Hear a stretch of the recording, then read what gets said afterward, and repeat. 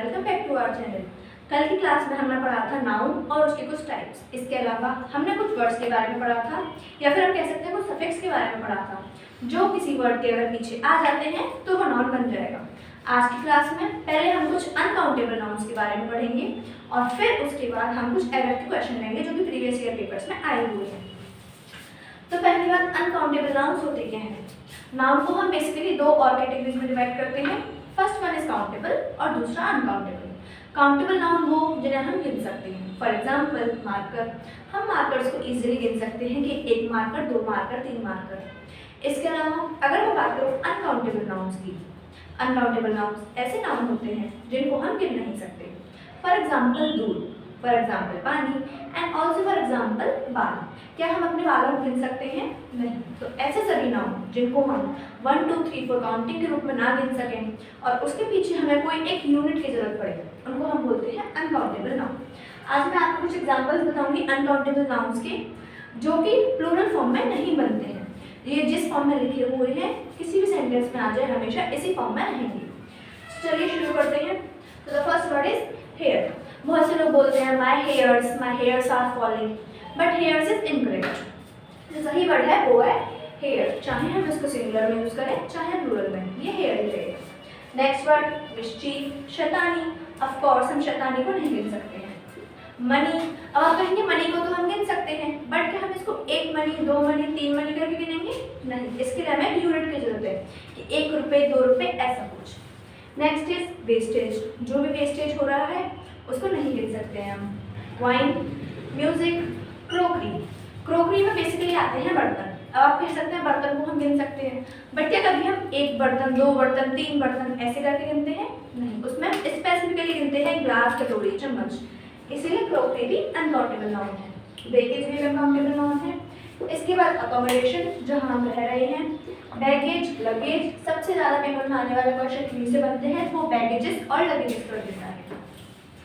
Advice, advice के दो words होते हैं, एक एडवाइस और एक एडवाइस। दोनों में अंतर ये है, ये एक नाउन है जबकि ये एक वर्ब है। अगर मैं बोलूँ आई एडवाइज्ड यू तो वहाँ पे ये वाला वर्ड यूज होगा। अगर मैं बोलूँ I gave you a piece of advice तो वहाँ पे ये यूज होगा।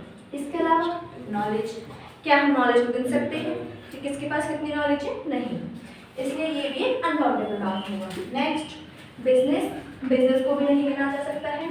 फॉर्मेशन, वर्क, वर्क भी हम वर्क के अंदर स्पेसिफिकली क्या कर रहे हैं उसको शायद एक बार गिन सकते हैं, बट वर्क को नहीं गिन सकते। न्यूज़ हम नहीं गिन सकते। प्रोग्रेस, किसी की कितनी प्रोग्रेस हुई है उसको मेजर कर सकते हैं बट गिन नहीं सकते। स्टेशनरी, स्टेशनरी के अंदर आते हैं हमारे जो भी लिखने या फिर पढ़ने का सामान होता है। अब उसमें हम पर्टिकुलर आइटम्स को तो गिन सकते हैं, for example marker, for example pencil, but stationery नहीं गिन सकते। इक्विपमेंट्स, ये बहुत बार एग्जाम से रिपीट होता है। एग्जाम्पल आपको लिख के दे देगा इक्विपमेंट्स, जो कि गलत है। कहीं पर भी इक्विपमेंट्स का यूज नहीं होता, इक्विपमेंट का ही यूज होता है। इसके अलावा सीनरी, बहुत बार एग्जाम्स में आ जाता है sceneries, I like the sceneries of that place, तो ये टोटली गलत है, सीनरी होना चाहिए। अगेन फर्नीचर, अब आप कहेंगे हमारे घर में फर्नीचर है, हम गिन सकते हैं, बट आप फर्नीचर को नहीं गिनोगे, आप टेबल, कुर्सी, सोफा इनको गिनोगे। नेक्स्ट वन ज्वेलरी, ज्वेलरी के अंदर भी आप पर्टिकुलरली जो पहन रहे हो उसको गिन सकते हो, बट कंप्लीट ज्वेलरी को नहीं गिन सकते हो। इसकी स्पेलिंग भी बहुत इंपॉर्टेंट है, कभी कभी स्पेलिंग सही करने वाले में भी क्वेश्चन आ जाता है। Last but not the least that is poetry. Poetry को भी हम नहीं गिन सकते हैं। अगर हमें इसका प्लूरल या फिर सिंगुलर बनाना होता है तो हम आगे a piece of poetry word का यूज करते हैं। तो ये थे हमारे अनकाउंटेबल नाउन। इसके बाद हम कुछ प्रीवियस ईयर क्वेश्चंस लेंगे जो कि एग्जाम्स में आए हुए हैं, जिसके थ्रू हम और अच्छे से समझेंगे कि नाउन से जुड़ी हुई कैसी एरर्स आती हैं। तो आइए अब स्टार्ट करते हैं नाउन से रिलेटेड एरर्स। तो पहला क्वेश्चन है I know nothing about his where about. Where हमें पता है कहाँ के लिए यूज होता है, बट वेयर अबाउट जैसा कोई भी वर्ड एग्जिस्ट नहीं करता है।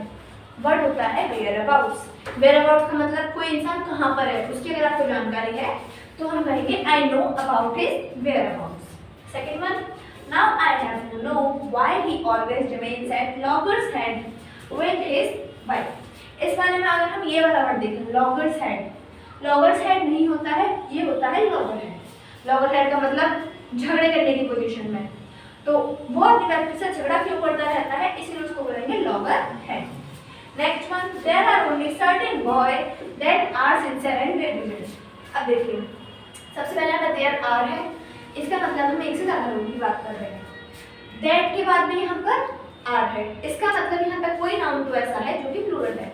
दैट से पहले वाला नाउन बॉय, और ये आर जो है बॉय के लिए ही लगा हुआ है, इसीलिए यहाँ पर बॉयज आएगा, बॉय नहीं। Next one, an earthquake is a natural phenomena that nobody can check it. अब अगर किसी को सिंगुलर प्लूरल वाला कॉन्सेप्ट ढंग से नहीं पता है तो वो इस क्वेश्चन में न्यूमेरिक लगा के आ जाएगा। बट फिनोमेना जैसा कोई वर्ड, फिनोमेना वर्ड होता है बट ये प्लूरल वर्ड है, क्योंकि अर्थक्वेक इज यहाँ पर है सिंगुलर पर, तो आगे वाला जो नाउन है वो भी सिंगुलर होना चाहिए, इसीलिए फिनोमेना की जगह पर फिनोमिनन आएगा। बहुत सारे ऐसे वर्ड्स होते हैं जिनके सिंगुलर और प्लूरल को एस लगा के नहीं बनाया जा सकता है, बल्कि अलग ही रूल चलते हैं। फिनोमेना सिंगुलर है और फिनोमेना प्लूरल है, क्योंकि इसमें हमें सिंगुलर की जरूरत थी, इसलिए हमने फिनोमेनन का यूज किया।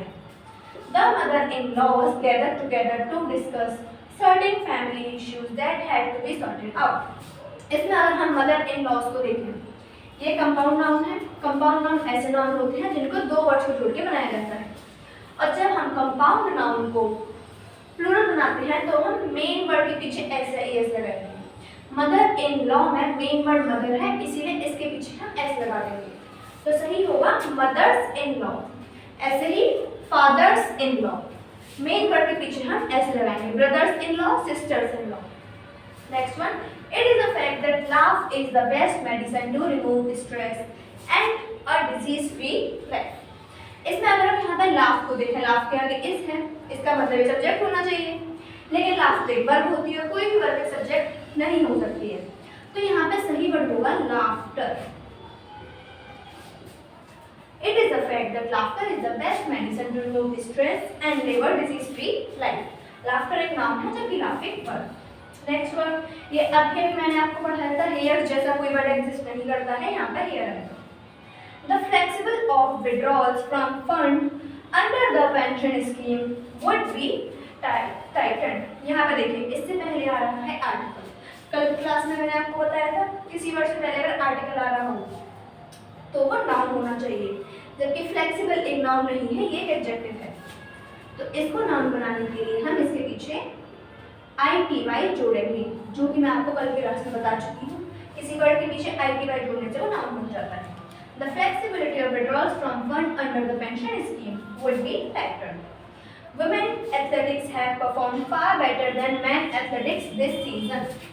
इसमें यहाँ पे women को देखें, ये प्लूरल है, वर्ब प्लूरल है, जबकि सेंटेंस के दूसरे पार्ट में मैन सिंगुलर है। अगर हम किसी प्लूरल की तुलना कर रहे हैं तो वो हम प्लूरल से ही करेंगे, सिंगुलर से नहीं कर सकते। अब मैन का प्लूरल बनता है MEN, तो यहाँ पर MAN की जगह पर MEN आना चाहिए। Next, his tenure as a pilot made him face a lot of horrifying experiences. अभी थोड़े दिन पहले जब मैंने आपको अनकाउंटेबल नाउन पढ़ाई थी, उन्हीं में से एक है एक्सपीरियंस। एक्सपीरियंस को हम काउंट नहीं कर सकते हैं कि एक एक्सपीरियंस, दो एक्सपीरियंस, इसलिए इसका प्लूरल नहीं बनेगा। ये होना चाहिए his tenure as a pilot made him face a lot of horrifying experience. तो ये था आज का हमारा नाउन का टॉपिक, जिसमें हमने कुछ एरर्स देखे। आई होप आपको सारे क्लियर होंगे। अगर कोई डाउट हो तो आप लोग कमेंट सेक्शन में पूछ सकते हैं, और do follow for me. Thank you.